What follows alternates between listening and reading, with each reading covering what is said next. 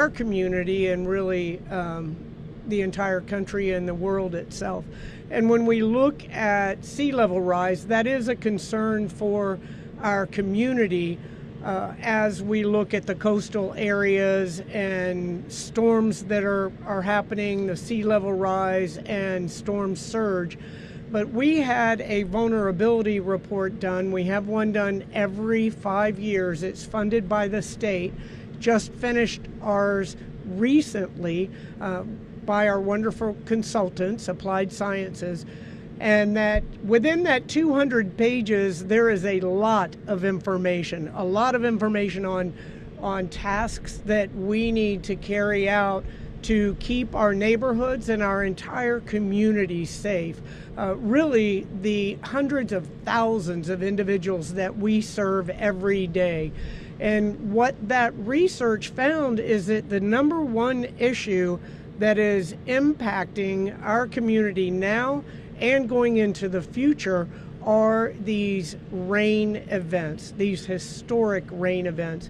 Many of you will remember, I believe a year or so ago, South Tampa, we had 3 inches of rain in an hour. And our systems just aren't built to be able to handle that type of rainfall. And that's what we're seeing more and more in our community. So the reason that we've brought you all out here to this wonderful wastewater pumping station today is to show you some of the steps that we're taking to address these impactful issues in our community. So the 18th Street wastewater pumping station, the construction is underway to upgrade and lift the pumps so that in an event where we have a heavy rain event and the ponds start to overtake the pumping station, those pumps will be lifted up above. So the pumps will be able to continue to pump that wastewater and hopefully not have any spills into our community. So this is just an example, $94 million that we're putting into this project. You all recall in 2019, when our administration first took office, we passed the $3 billion pipes plan, and that was to replace the aging infrastructure, water and wastewater pipes throughout the city of Tampa. And we are able to monitor all of those pipes and put them in descending order of the ones that need to be replaced first. And we've been working on that since 2019. And so this pumping station right here at 18th Street is one of 28 out of 228 pumping stations that are going to be improved. And I know everyone knows this as well, but the wastewater is gravity fed, and so our water system is pressurized. So when the water pump a water pipe breaks, you know it immediately. With our wastewater, we have to have these pumping stations that will lift that wastewater up to the next level so that it can continue along that downward gravity path. So we are making these improvements for our community each and every day. And we saw the impacts from Milton of the excessive rain, historical amount of rain that we received in a very short period of time, and the impact that that had on our community. And so we are trying to address all of those issues as quickly as we possibly can. And this is just another great example. So now we have, next is someone who's gonna come up, and she's gonna be the one that's able to answer the majority of your questions. And if there's any questions she can't answer, then the next speaker will. So we have Kayla Caselli, our Sustainability and Resiliency Officer, is gonna come up and give a little bit more information about the assessment and about this project. Kayla? Thank you, Mayor. The 2025 Vulnerability Assessment was funded and developed through the Resilient Florida program. We thank our leadership at the state level and the implementers of the program at the Florida Department of Environmental Protection. The assessment focuses on our city-owned infrastructure, looking at the vulnerability to flooding from sea level rise, extreme rainfall, and storm surge through the year 2070. The city's infrastructure, such as buildings, pump stations, bridges, cultural assets, and transportation networks, were evaluated to determine the vulnerability to these risks. Sea level rise is a risk that will increase gradually over the next few decades, with NOAA predicting that the Gulf Coast would experience an increase of 14 to 18 inches by 2050. Alone, this does not pose a large risk to our city, as much of it lies at or above 5 feet above sea level. But when combined with extreme rainfall or storm surge events, as Mayor Castor referenced, it stands to make the flooding caused by these events even worse. The good news is we have the most time to adapt to the effects of sea level rise. As Floridians, we tend to understand that those who choose to live on Tampa's 127 miles of coastline can experience increased risk of flooding caused by storm surge. This flooding could be catastrophic to homes and businesses, as seen in this past fall when Tampa experienced about 8 feet of storm surge during Hurricane Helene, overwhelming low-lying coastal neighborhoods. Some neighborhoods and areas most at risk include, but are not limited to, Palmetto Beach, Bayshore Boulevard, Port Tampa, Sunset Park, and Beach Park. Investing and adapting infrastructure to storm surge will require a variety of approaches. There is not a one-size-fits-all approach to mitigate these risks. In the past, the mindset of flood risk has been seen as the following: the closer you are to water, the more risk you have. And inversely, the further you are from water, the fewer flood risk you face. When Tampa received over 13 inches of rain in 24 hours during Hurricane Milton, it confirmed one of the assessment's highlights.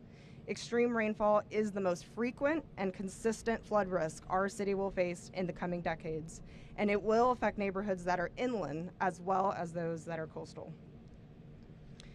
Tampa's natural topography includes closed inland basins that act like bowls, where water travels to the lowest point. Instead of water flowing directly into the Hillsborough River or bays, these areas relied on natural features such as sinks or wetlands, where water could be absorbed and eventually find its way back to the Floridan aquifer. Many of these are not functioning like they have historically, or not at the rate we need them to prevent the flooding currently and projected from extreme rainfall.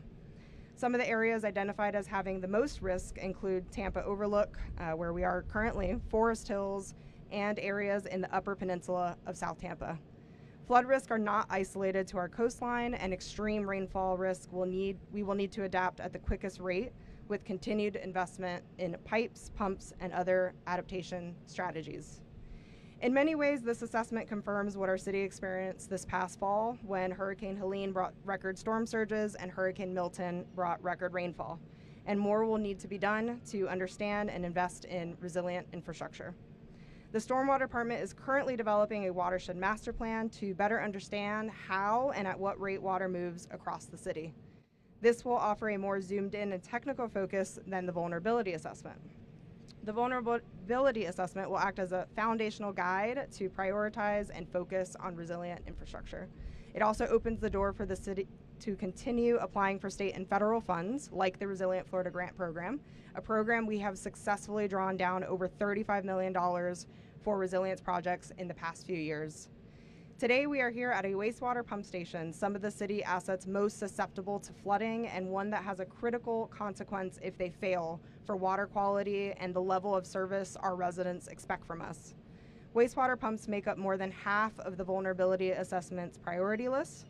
We commend the Wastewater Department's proactiveness to make their pump stations more resilient to the flooding challenges we will face today and in the future. To tell you more about their efforts is Eric Garwell, the Wastewater Treatment Plant Manager.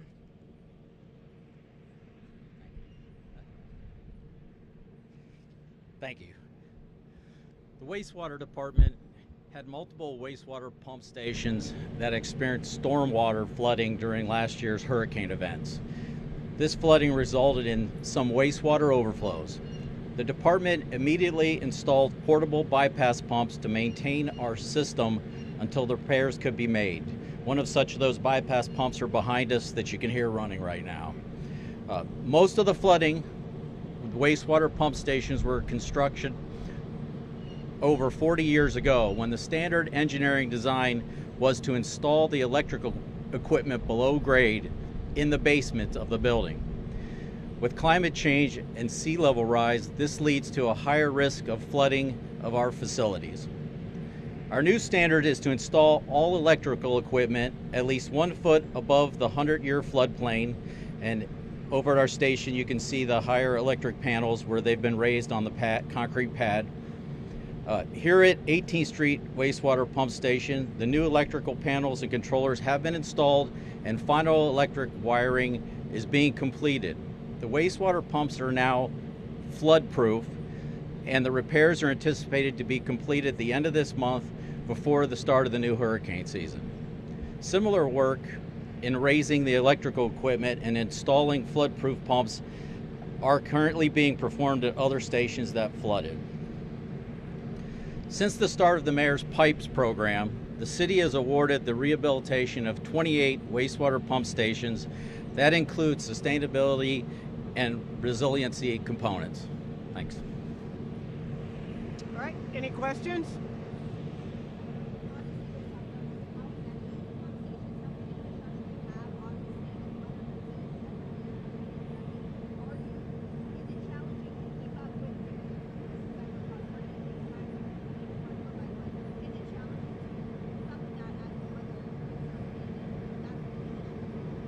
Of course, it is challenging to keep up with, especially these extreme weather events that we have seen. And when people don't really think about, they don't think about wastewater at all, frankly, but they certainly don't think about the fact that we have 228 pump stations just in the city of Tampa. And so rehabilitating a majority of those takes time and funding, as you have said. And back when we passed the Pipes program, the majority of our wastewater infrastructure is 80 to 100 years old. And so trying to replace that in descending order from the oldest and most impactful on down, that's the program that our amazing water and wastewater teams have been focused on.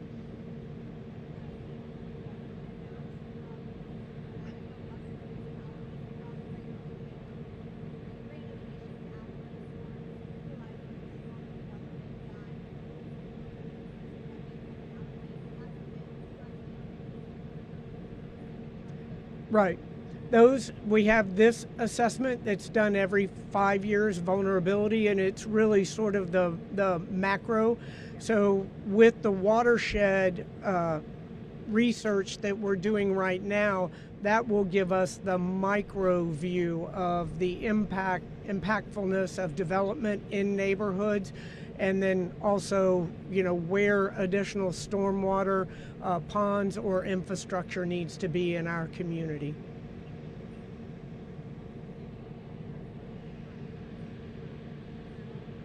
Yes, this is one of the neighborhoods, the overlooked neighborhood, that was impacted by Hurricane Milton. And as you know, a lot of individuals that lived in this particular neighborhood, in the Forest Hills neighborhood, didn't have flood insurance. But as Kayla said, this water is going to settle at the lowest point. And just an example, Forest Hills, there are 9 stormwater ponds that all from the county that all settle into the Forest Hills area. So a rain event like that, with that much, almost 2 feet of rain in a 24-hour period, there's no system that can handle that.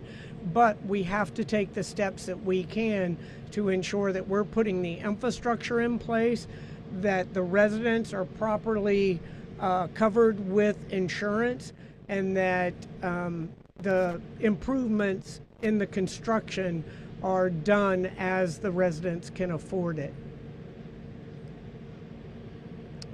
All right.